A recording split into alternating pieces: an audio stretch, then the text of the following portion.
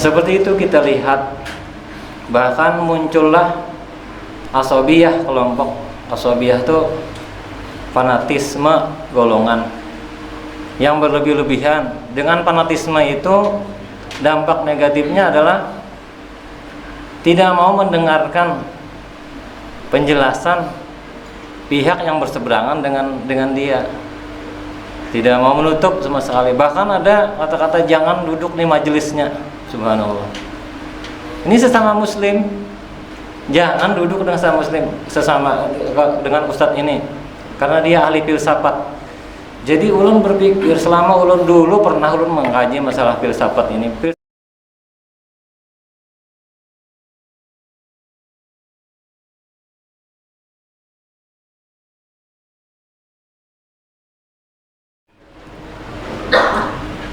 Bismillahirrahmanirrahim. Assalamualaikum warahmatullahi wabarakatuh. Alhamdulillahirabbil alamin wa bihi nasta'in ala umurid dunya waddin. Wassalatu wassalamu ala nabiyyina Muhammad wa ala alihi wa ashabihi ajma'in.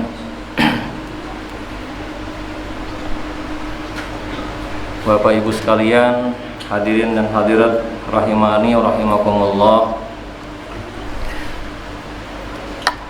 Alhamdulillah,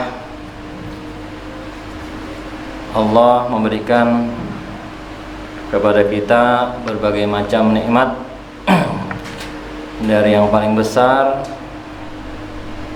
iman Islam sampai hal-hal yang mungkin tidak kita sadari bahwa itu nikmat pemberian dari Allah Subhanahu wa taala, seperti kesempatan untuk mengikuti atau mempelajari agama, mempelajari al-Islam. Itu merupakan juga nikmat yang mungkin sedikit orang menyadari bahwa itu adalah nikmat yang besar dari Allah Subhanahu wa taala. Bapak Ibu sekalian yang dimuliakan Allah Subhanahu wa taala, di zaman sekarang ini di mana teknologi sosial media itu sudah merupakan sesuatu yang sangat dekat dengan kehidupan kita.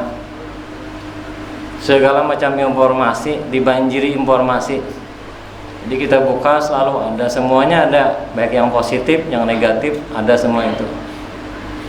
Nah, tentang agama juga kita bisa lihat banyak kita temukan juga perselisihan. Satu kelompok menyerang kelompok yang lain. Internal Islam, internal umat Islam juga. Satu kelompok menyerang kelompok lain. Satu kelompok yang diserang menyerang membalas lagi, balik menyerang. Nah, seperti itu kita lihat, bahkan muncullah asobiyah, kelompok asobiyah itu fanatisme golongan yang berlebih-lebihan. Dengan fanatisme itu dampak negatifnya adalah tidak mau mendengarkan penjelasan pihak yang berseberangan dengan dia, tidak mau menutup sama sekali. Bahkan ada kata-kata jangan duduk di majelisnya. Subhanallah. Ini sesama muslim, jangan duduk dengan dengan ustadz ini karena dia ahli filsafat. Jadi ulun berpikir, selama ulun dulu pernah ulun mengkaji masalah filsafat ini. Filsafat dikatakan sebagai musuh agama. Iya, itu filsafat musuh bila filsafat itu menyerang wahyu, menyerang dalil-dalil Al-Quran dan Sunnah dan hadis. Bila filsafat digunakan untuk merusak kesucian Al-Quran dan Sunnah, itu jelas filsafat disebut filsafat memang menyesatkan. Tetapi sepanjang yang ulun tahu, filsafat itu adalah dasar berpikir mendasar, Bapak Ibu sekalian. Jadi namanya filsafat itu berpikir mendasar. Misalnya Nabi Ibrahim berpikir mendasar. Ketika Nabi Ibrahim bertanya, apakah ini Tuhanku? Ketika melihat melihat bulan, itu berpikir mendasar, pencarian Tuhan. Itu apakah bukan filsafat? Filsafat. Jadi istilah filsafat yang digunakan sebagian orang, filsafat ilmu kalam yang dulu pernah terjadi di zaman Imam Ghazali, yang saat itu berbicara tentang ilmu ketauhidan yang kemana-mana, yang akhirnya merusak-rusak. Nah itu filsafat yang sudah kebablasan. Karena filsafat wilayahnya wilayah akal. Kalau agama wilayahnya ada wahyu di situ, ada batasan yang akal kada boleh masuk. Harusnya dipahami seperti itu. Jadi semua orang sebenarnya berfilsafat. Berfilsafat itu berpikir mendasar. Buat apa aku hidup? Itu berpikir mendasar. Itu adalah filsafat. Kemana aku nanti? Itu filsafat, Pak.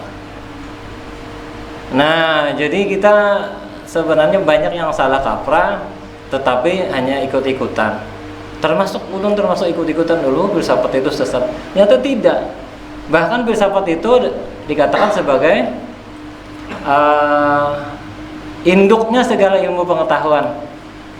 Jadi induknya itu karena dia berpikir, mencerna 3 macam pertanyaan dalam filsafat. Apa itu? Apa yang dibicarakan? Misalnya Bebian bicara masalah bid'ah. Bid'ah itu apa? Dikupas dulu. Apa manfaatnya mengetahui tentang bid'ah? Aksiologi itu namanya. Kalau yang pertama ontologi, bicara mengenai definisi. Ini ada cerita misalnya definisi, kalau belum jelas harus ditanyakan. Ada seorang ustadz diundang oleh salah satu duta besar negara Malaysia. Ustadz, bahasa Malaysia kan diksinya beda dengan bahasa kita. Nanti malam tahun baru Islam, saya mau jemput ustadz untuk acara itu. Bahasa kita jemput itu apa? Mambili. Berarti isinya mambili nih. Saat itu ujar ustadz tadi, seandainya saya kata langsung klarifikasi bisa salah paham. Nah ini definisi. Sebentar Pak, sebentar Datuk kan Datuk. Yang Datuk maksud ini saya nanti malam tahun baru 1 Muharram itu nunggu di rumah saja kah?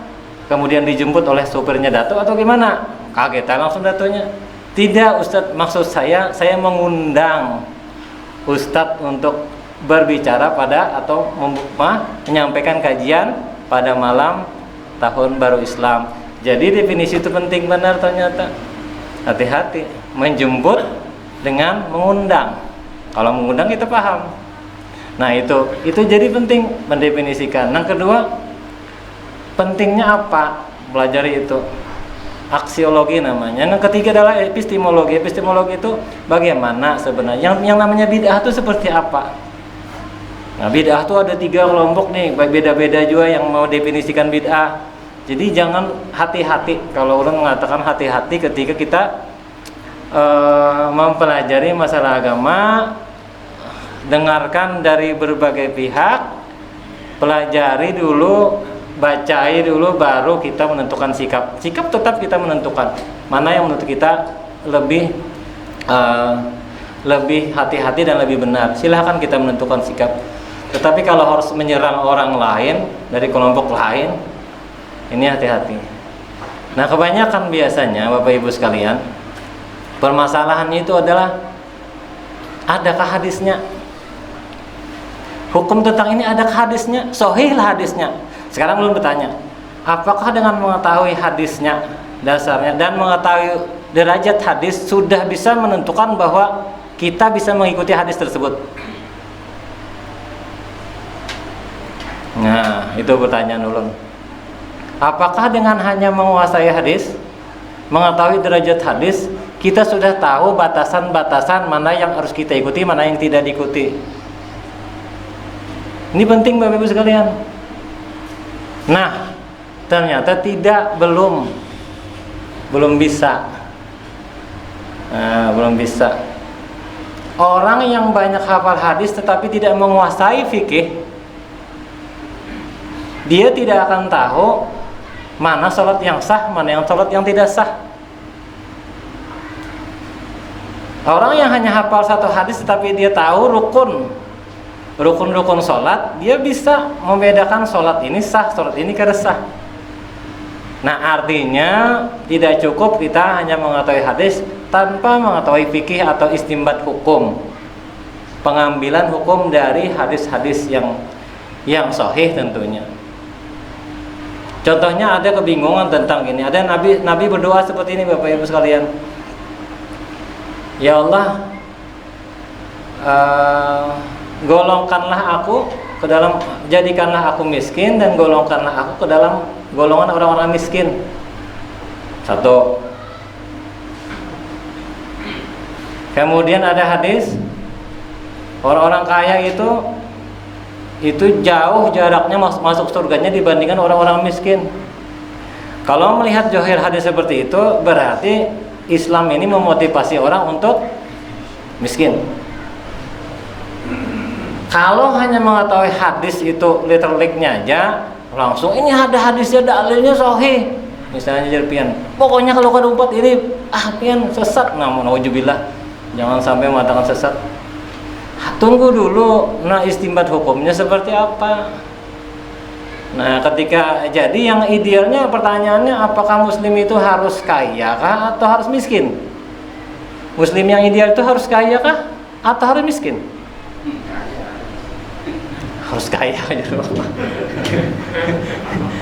Tergantung Allah memberikan kepada kita kondisinya, Pak. Kalau kebetulan kita sudah berusaha terus tetap kondisi kita tetap miskin, ini berusaha sudah, tapi miskin juga keadaan, ya itu berarti kan sudah takdir. Bagaimana memanfaatkan lina buluakum ayyukum ahsanu amalah jadinya. Keadaan seperti ini untuk menguji kita apakah kita bagus atau tidak masalahnya. Nah, sekarang Rasulullah kita lihat. Rasulullah itu kaya, usaha Rasulullah itu apa, Pak? Pedagang itu dulu sebelum sidin dapat wahyu. Setelah jadi nabi, apakah Rasulullah miskin? Rasulullah kaya, miliarder. Dari mana harta kekayaan Rasulullah? Apakah dari pedagang? Tidak.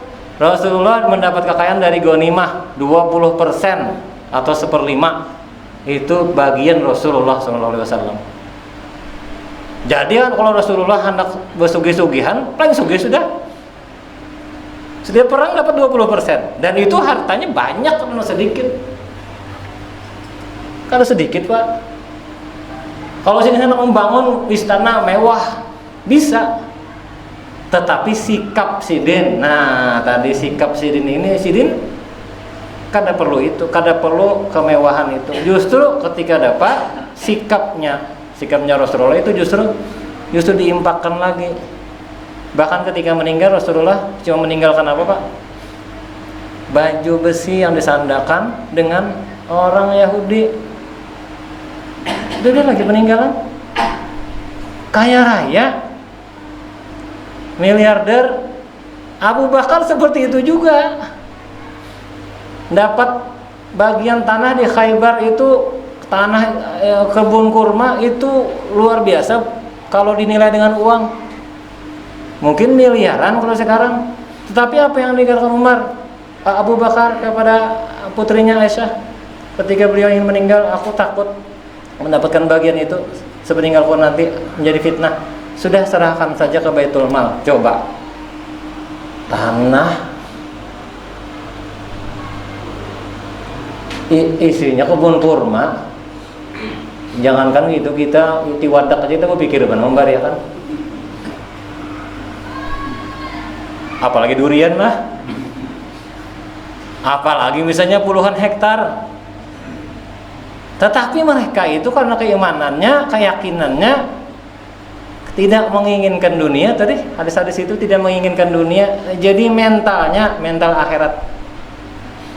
Walaupun dia punya kekayaan, punya kekuatan. Apalagi Utsman bin Affan. Utsman bin Affan kalau kamu melihat orang pindah susah sedikit langsung aja bergerak. Langsung disidin sodore aja duit. Berapa ratus onta yang waktu perang apa itu?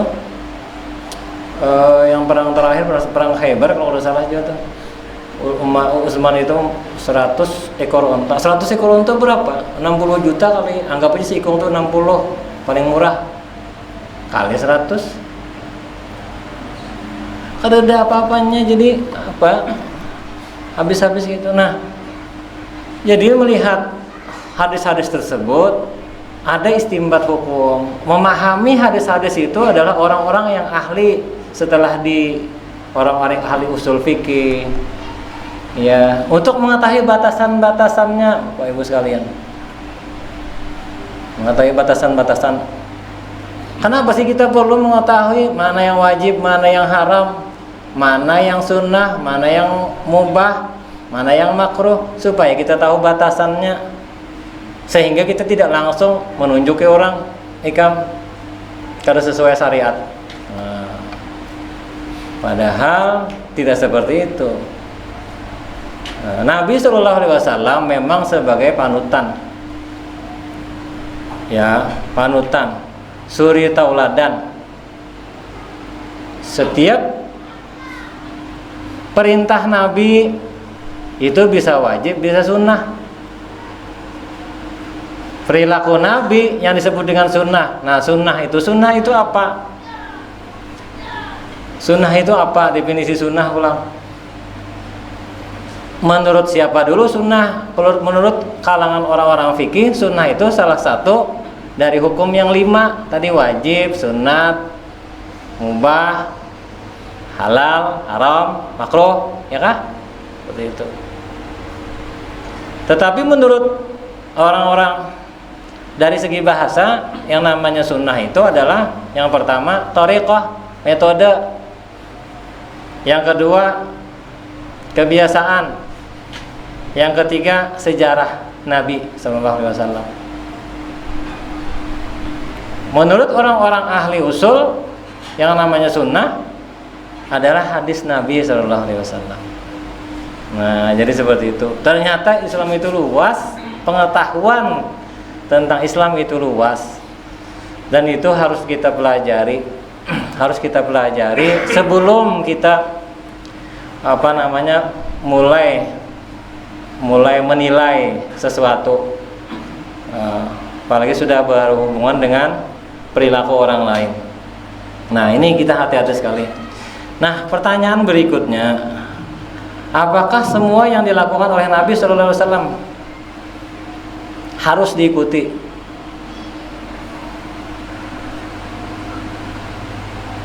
Pertanyaannya, Pak, apakah semua yang dicontohkan dilakukan oleh Nabi harus diikuti?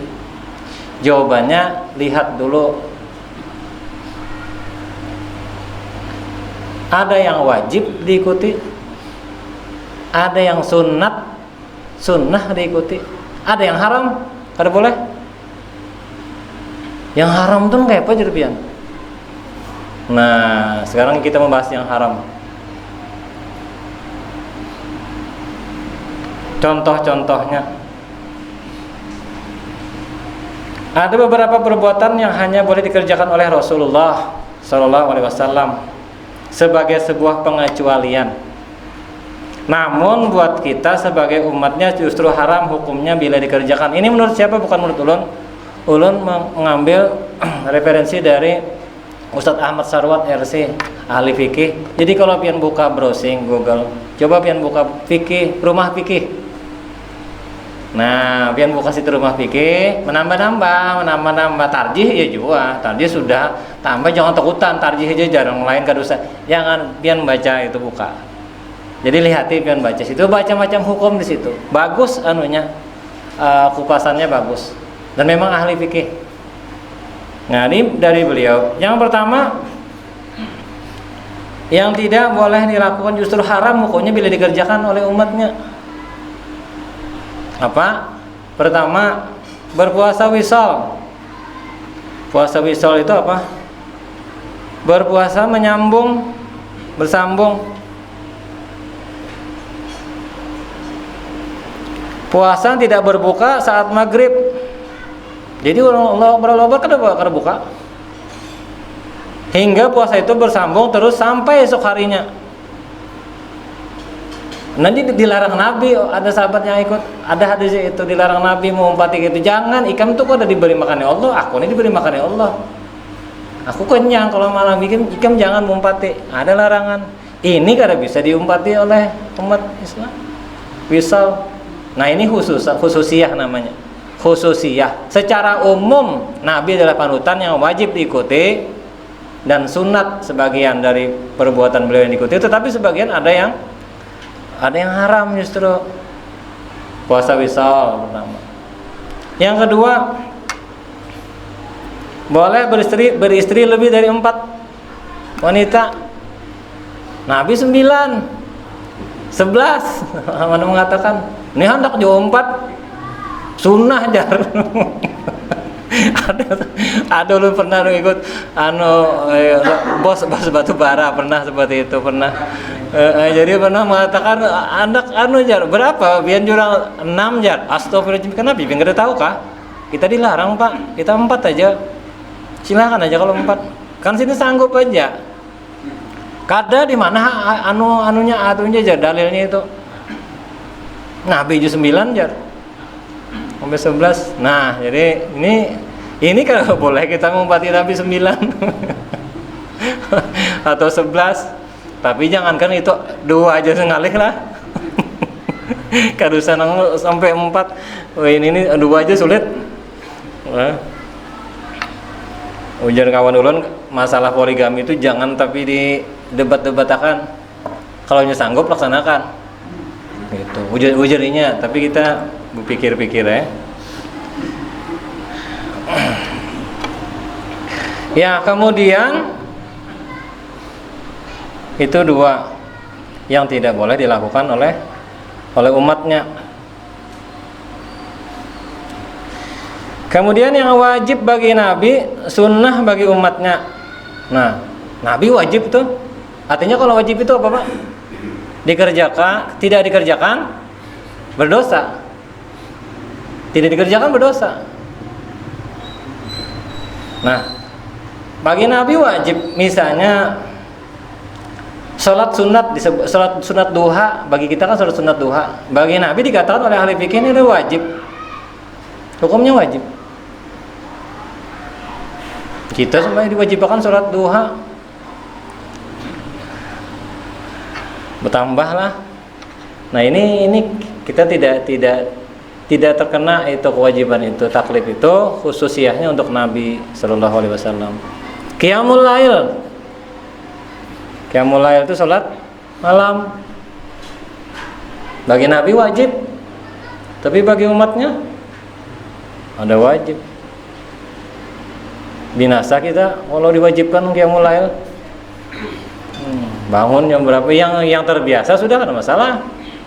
Jangankan yang qiyamul lail yang 5 waktu aja. Banyak yang keteteran gitu kan. Ada yang lepas lewat, ada yang qada sama sekali, ada yang qada sama sekali. Ada yang qada, ada yang qada sama sekali. Nah, contoh yang lain adalah bersiwak, bersikat gigi. Sikat gigi. Nabi laula anasyqa ala ummati la amartuhum bisiwak ma'a kulli salatin atau inda kulli salatin. Seandainya tidak memberatkan umatku, maka kuwajibkan bersiwak itu bagi umatku. Berarti bagi Nabi wajib tuh. Tapi Nabi masih kasihan lah lawan umatnya. Artinya Nabi itu bersih Pak. Bersih, wangi. Ada bau-bau tuh.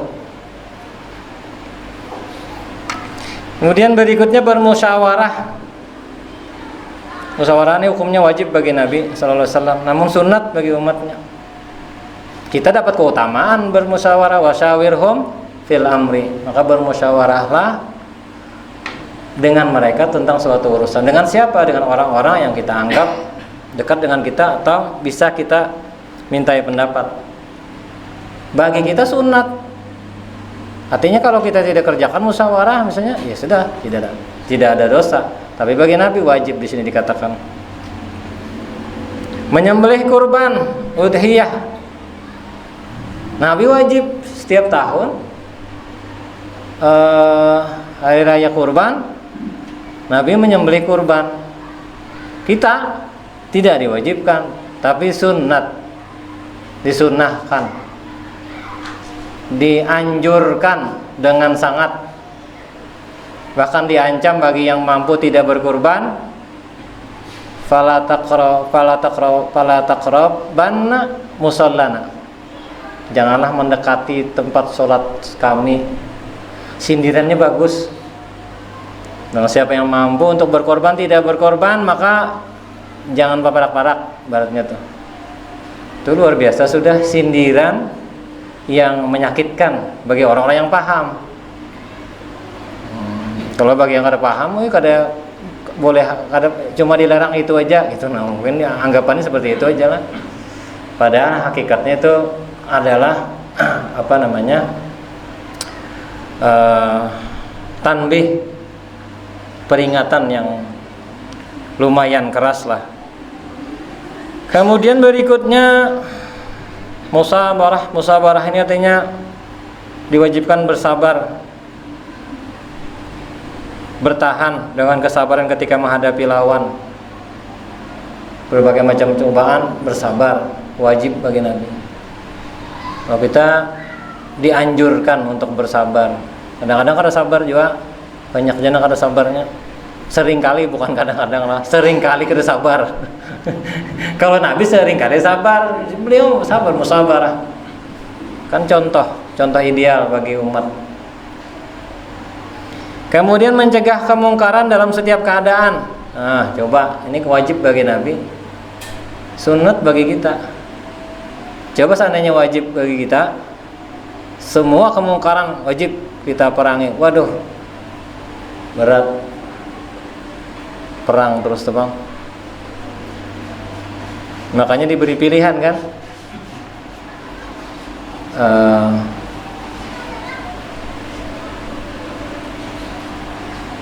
Jika kamu melihat kemungkaran, fal yughayyir biyadihi, dengan kekuatan, dengan kekuasaan.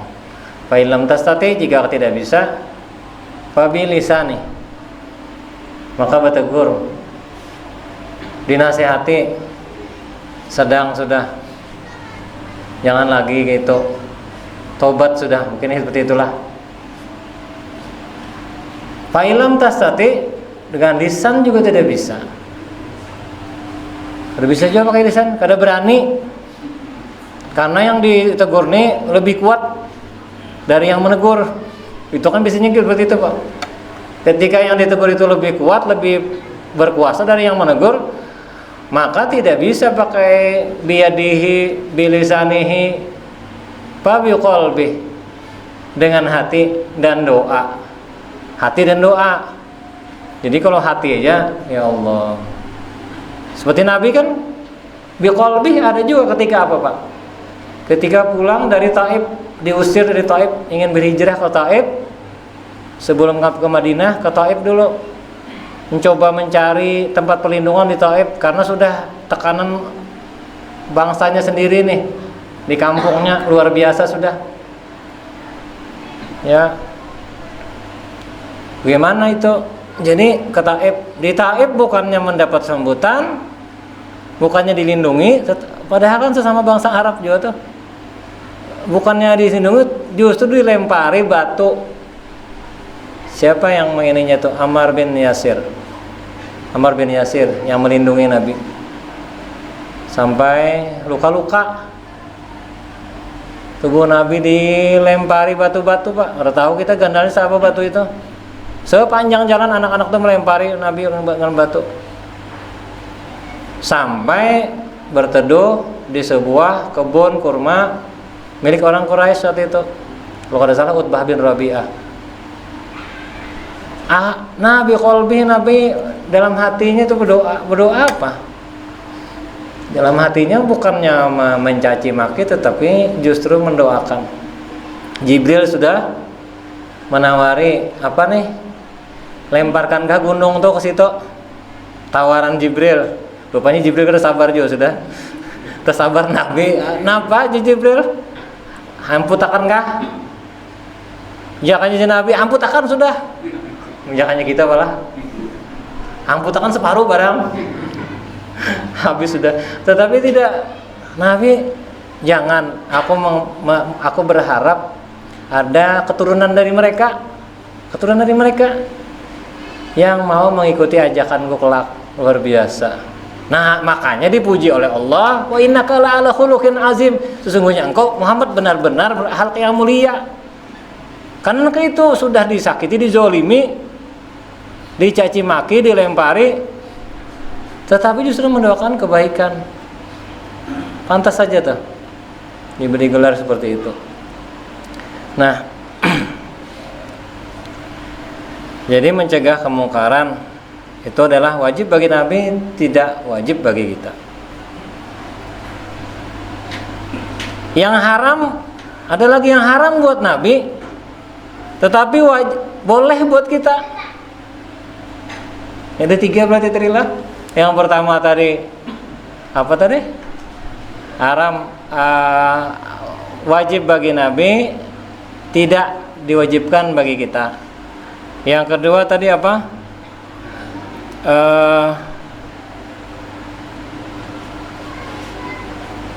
Wajib dikerjakan Nabi, sunnah bagi kita. Yang pertama tadi yang tidak, justru haram bagi kita. Yang pertama tadi boleh bagi Nabi, haram bagi umatnya. Yang kedua wajib bagi Nabi, tidak wajib bagi kita. Sunnat tidak wajib bagi kita. Dan yang ketiga, haram bagi Nabi, tapi boleh buat umatnya. Nah, jadi makanya man yuridillah bi khairan yufaqihu fiddin. Fikih. Barang siapa yang Allah inginkan kebaikan baginya, maka dipahamkan oleh Allah tentang agama. Jadi kalau dengan pemahaman itu tidak bisa tanpa belajar dan banyak mendengar, membaca, berdiskusi. Tidak ada orang jangan duduk di majelis itulah, jangan duduk di majelis ini. Tidak boleh seperti itu. Pokoknya orang itu orang ahli ini sambat sebentar. Ini lulusan ini. Sebentar dulu, dengarkan dulu apa yang disampaikan. Kalau tidak cocok dengan kita, sudah kita jangan ambil. Kenapa sulit-sulit? Tapi bukan berarti harus anti seperti itu. Dan itu banyak akhirnya, dan itu bila semakin banyak orangnya, akhirnya kan benturan kelompok kan.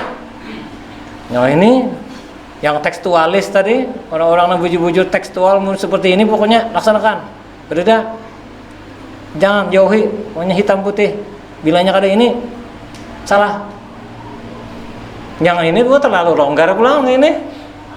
Bahantam berdua, yang longgar orang ketat benar tadi, bahantam berdua.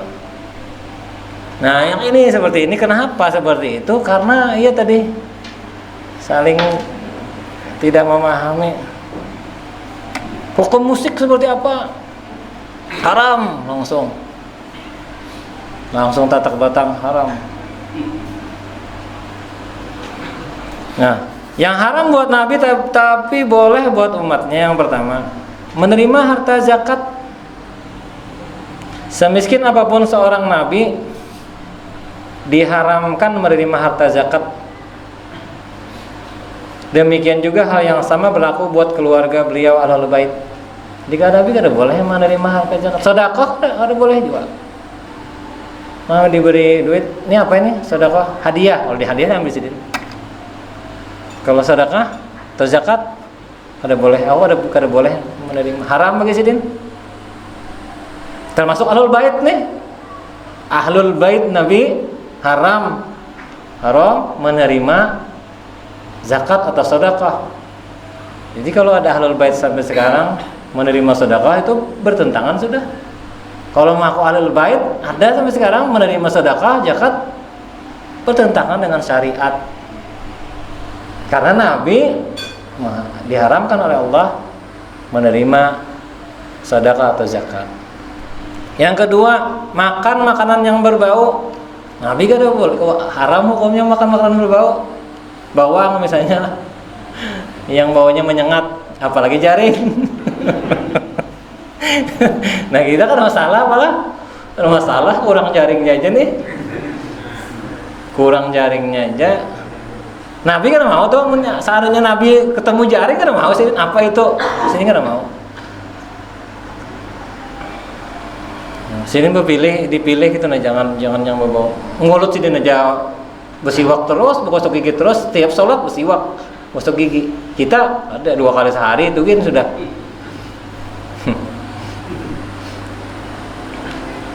Lumayan juga 2 kali kalau sudah. Nah,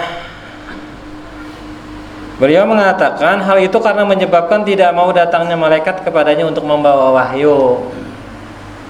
Jadi ada alasannya. Jadi Jibril itu mencium bau juga Pak ya? Malaikat itu ternyata mencium bau. Jadi rumah-rumah yang berbau kira-kira karena mau masuk malaikat tuh. Makanya rumah diberi wangian. Makanya kita disuruh ke masjid mau wangi-wangi kan, pakai pakaian yang bagus, wangi-wangian.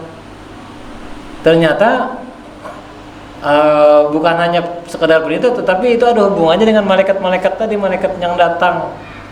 Dia tidak mau akan datang bila yang berbau tuh.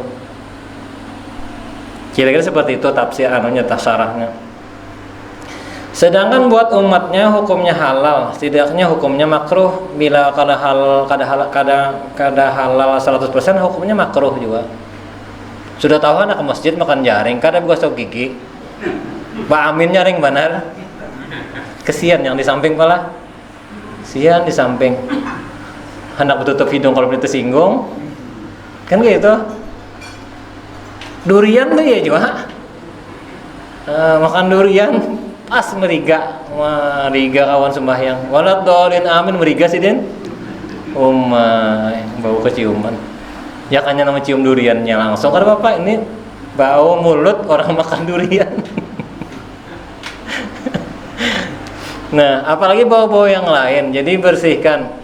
Jadi kita diajarkan sudah untuk toleransi di dalam interaksi sosial.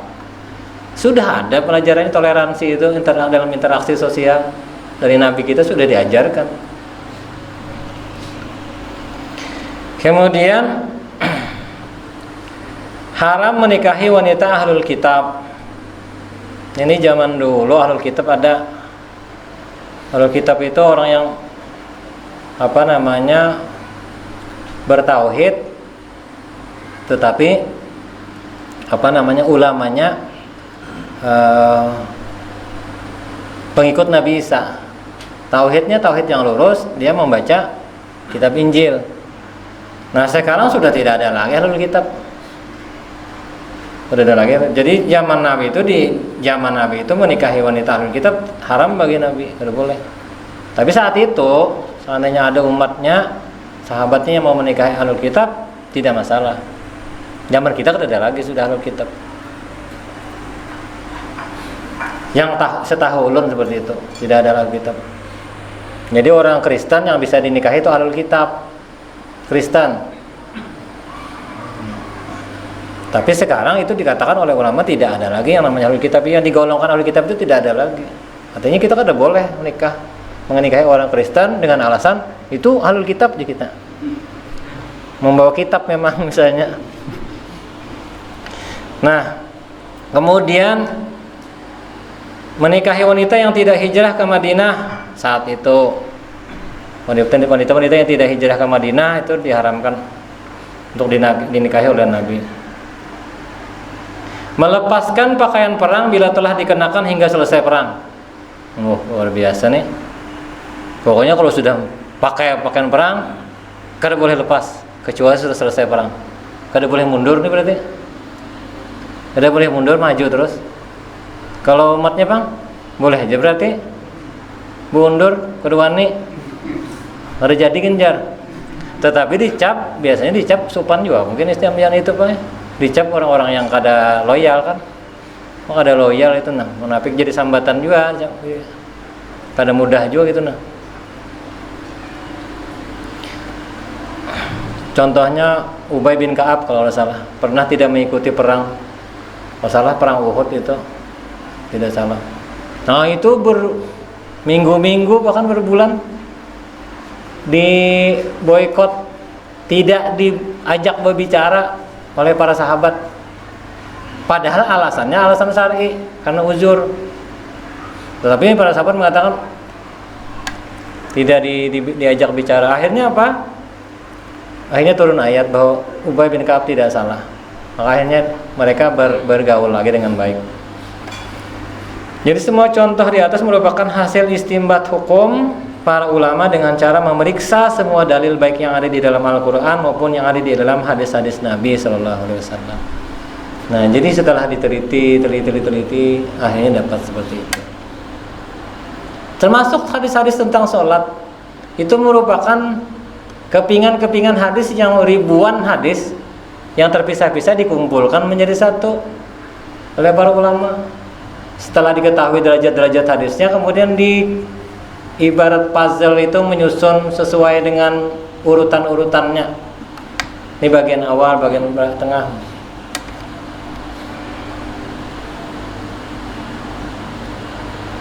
Termasuk zikir setelah selesai sholat misalnya. Itu urutan-urutannya apa? Setelah istighfar 3 kali apa? Habis itu Allahumma antas salam misalnya bagi kita. Setelah Allahumma antas salam, apakah langsung boleh Allahu la ilaha illa wal hayyul qayyum atau Allahumma la mani'a? Nah, urutan-urutan seperti itu pun dari hadis-hadis Nabi yang terpisah-pisah sebenarnya. Dicoba digabung-gabungkan oleh para ulama, kemudian disusun menurut ijtihad ulama. Jadi bisa kita membaca astagfirullah, kemudian kita membaca la ilaha illallah wa la syarikalah misalnya itu, atau kita membaca Allahu la ilaha illallah ayatul kursi. Ijtihad, hanya ijtihad di sifatnya. Jadi jangan terlalu berkaras-karas maksudun masalah itu.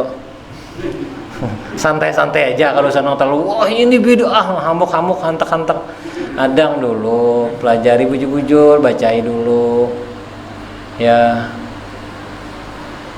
Ulama-ulama pun memang seperti itu, berbeda juga Pak pendapat. Contohnya ulama seperti doa setelah sholat itu di mana hendaknya. Maka salah satu doa yang tidak ditolak oleh Allah sholat malam dan setelah sholat wajib itu kan. Nah, sholat wajib itu hendak doanya kapan? Itu berbeda pendapat juga. Tapi punyaku yang rojih, iya pilihan pian rojih kan apa-apa yang lebih kuat. Tetapi kita jangan hendak mendiskreditkan orang lain demi persaudaraan, uhwah Islamiyah. Itu pendapat ulun. Ada menurut Imam An-Nawawi, Imam Ibnu Hajar Al-Asqalani, doanya itu setelah salam, wirid, kemudian berdoa angkat tangan. Imam An-Nawawi mengatakan, Imam Ibnu Hajar Al-Asqalani mengatakan seperti itu.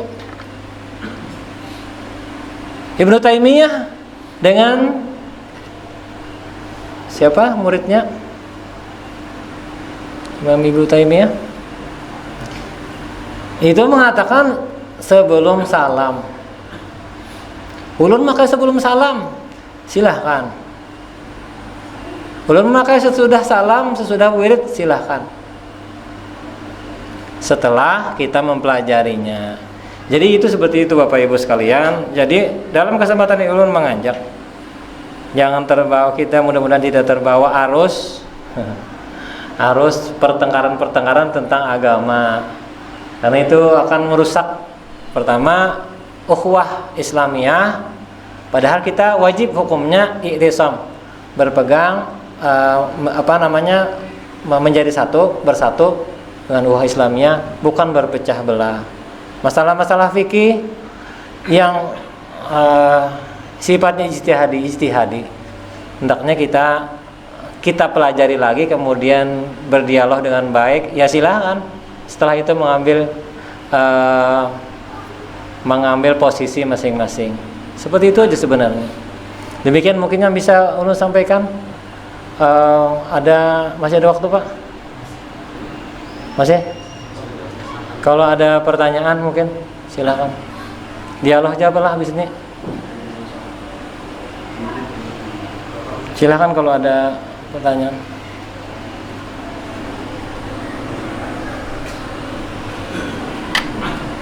Banyak sekali masalah-masalah yang memang ikhtilaf jadinya. menghadiahi amalan untuk apa? Amal-amal ibadah bisa kada dihadiahkan orang meninggal? Tuh, mulai zaman dulu juga sudah. Kalau usah lagi dikorek-korek itu. Boleh kada diterima? Itu terbagi 3 kelompok lagi. Ada yang mengatakan tidak boleh, yang bisa diterima tuh hanya apa yang dilakukan orang yang boleh salil insan illa ma sa'a. Bagi itu dari Al-Qur'an, bagi manusia itu tidak ada yang bisa didapatnya nanti di akhirat kecuali yang diusahakannya. Satu golongan. Anak soleh, itu dalilnya. Itu kan in qata'a amaluhu illa min salasin, ilmun yuntafa'u bih,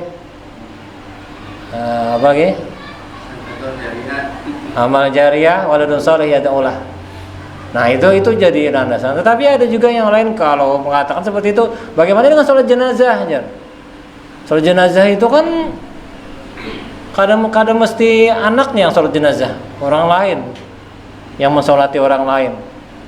Itu dia mendoakan. Nah itu kan bukan sekedar mendoakan.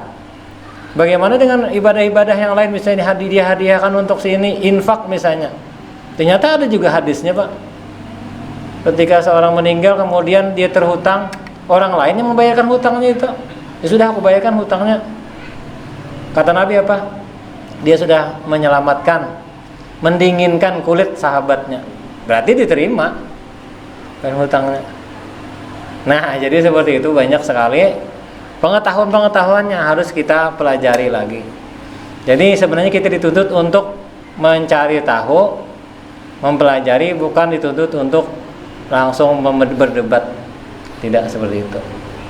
Tapi kalau urusan Muhammadiyah sudah ada tarjihnya segala macam, itu sudah luar biasa lah fikihnya.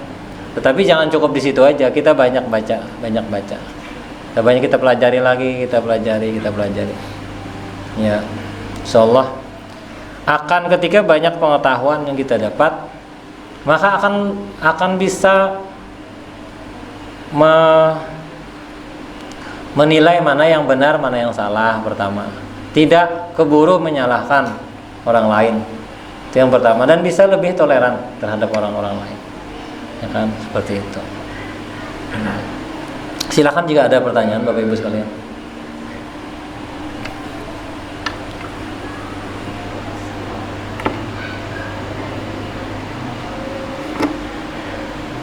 Wujud? Minum dulu sambil minum.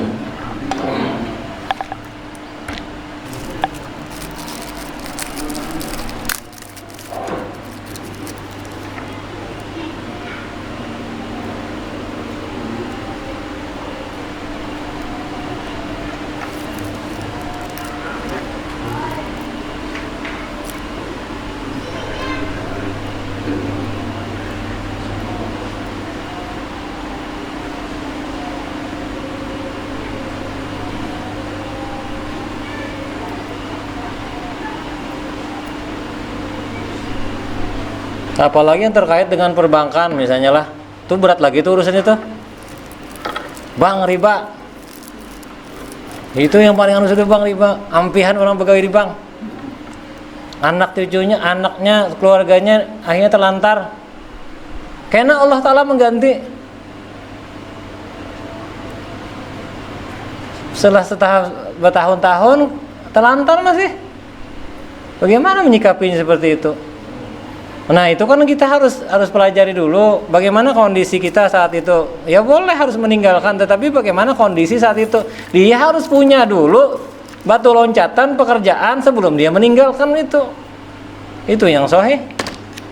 Ada boleh langsung bismillah terjun. Pokoknya kalau meninggalkan karena Allah, diganti oleh Allah, bujur aja. Tetapi coba Bang itu. Sama yang Ustadz mengatakan, coba sekarang biar lihat, ada yang mengatakan dulu berinfak sepeda motor dapat ke mobil kena. Dasar bujur, banyak yang berinfak kada dapat apa-apa. Karena ini langsung menghukumi, memastikan gitu, nah pahala itu langsung bisa diganti dalam bentuk materi di dunia ini. Padahal Allah kada ada mengatakan seperti itu. pahalanya wujud aja tuh, tapi hendak melihat wujudnya langsung, berimpak 10.000 dapat 100.000. Nah ini apa spekulasi benar itu. Sekarang sudah kada anu lagi itu, kada main lagi tuh, kada bisa diterima seperti itu. Jadi pemahaman tentang agama berhati-hati. Ayo ibu-ibu, siapa yang mau ini waktunya saya atau 1 menit dari sekarang, silakan serahkan masing-masing ininya apa perhiasan. Pada-padanya menyerahkan, sebutin kesiannya, dan orang tua menyerahkan juga gelang emas. Diganti itu jangan pas kada apa diganti, mana diganti. Itu bukan kesalahan Allah, tapi kesalahan manusianya, memahaminya yang keliru. Nah demikian yang mungkin yang bisa ulun sampaikan. Mohon maaf jika ada kekurangan atau kelebihan berbicara, apalagi ini direkam nih ya, makanya hati-hati juga nih. Sekarang ini semuanya semi permanen, ujar Anies Baswedan. Semua sekarang ini semi permanen. Hati-hati ketika kita berbicara atau menulis sesuatu di media sosial, sifatnya tuh semi permanen. Artinya masih ada rekamannya setelah beberapa bulan atau beberapa tahun, bisa diputar ulang. Bila kita menghapus itu menandakan bahwa kita telah melakukan kesalahan. Itu. Jadi mudah-mudahan ulun kada melakukan kesalahan. Jadi kalau ada kesalahan tentang ucapan, ulun tadi mengambil dari itu, silakan dipelajari lagi. Ya. Hadanallah wa iyyakum ajma'in. Subhanakallahumma bihamdika asyhadu an la ilaha illa anta astaghfiruka wa atubu ilaik. Assalamualaikum warahmatullahi wabarakatuh.